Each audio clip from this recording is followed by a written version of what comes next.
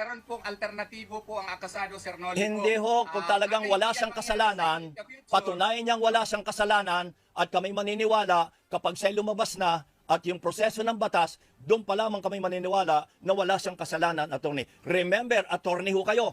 Lahat ng attorney talaga ay pagtatanggol ang kahit pa kriminal ang isang tao, pinagtatanggulo ninyo, di ba? I'm not talking of Kibuloy, pero kayo mga attorney, ganyan ang asal ninyo. Ang written declaration, mahina naman itong kaso, sir eh. Ang ayaw lang talaga niya na baka ipadala siya doon sa United States of America na hindi pa niya na-clear yung pangalan niya dito. Kailangan niya i-clear ang pangalan niya dito, na-dismiss na nga itong kaso na ito eh. And it is within his right to really question the finding of probable cause. Ginawa nga ito nila Senator Lacson. Ito na naman hindi niya pwedeng attorney, gawin ito? pauli-uli na lang sinasabi niyo. Attorney, sorry, attorney. Attorney, yes po. huwag ho kayong tuloy-tuloy magsalita dahil hindi ako makapag-question sa inyo. Paulit-ulit okay. ang sinasabi niyo mga Lacson na yan.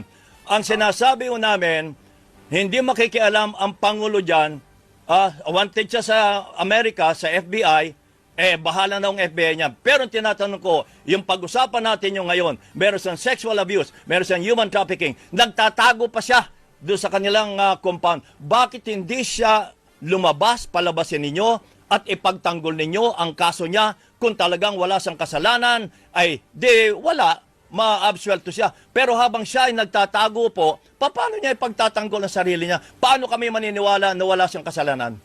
Paano po? Paano? Sasabihan kita. Ano? Kung yung motion for reconsideration po namin sa Department of Justice ay i-rule, maski pa i-deny yun, pwede po kaming aakyat sa Court of Appeals at mag-file ng petition for certiorari. At kung i-grant yung petition for certiorari po, Sir Noli, edi wala ng kaso. Yun! Yan po, part yun ng choice niya. Tulyao versus Miranda po yan. Oo nga. Kung ma-prove niya yung innocence doon, na wala palang probable cause, choice din po niya under our rule of law po. Correct! Puro rule of law kayo, attorney. Walang visa po yun. Pero, duwago ang inyong kliyente, ayaw niyang lumabas. Patunayan niyang wala siyang kasalanan. Yun ang malinaw ho dyan.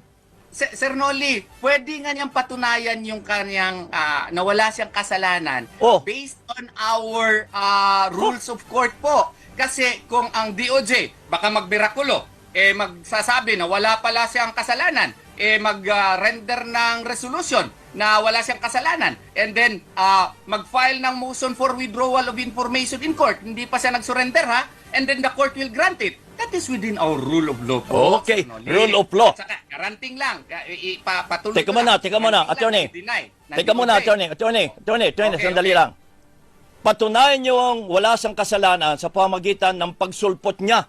Magpakita siya, harapin niya ang DOJ, harapin niya ang mga kaso niya, doon kami maniniwala na siya ay tapat talaga sa kanya sinumpaan, sa kanya mga alagad, na yung mga kaso niya ay hindi totoo, patunayan niya. Hindi ho pwedeng siya ay nagtatago sa lungga at sasabihin yung mga rule of law, ay paano kami maniniwala sa rule of law, attorney?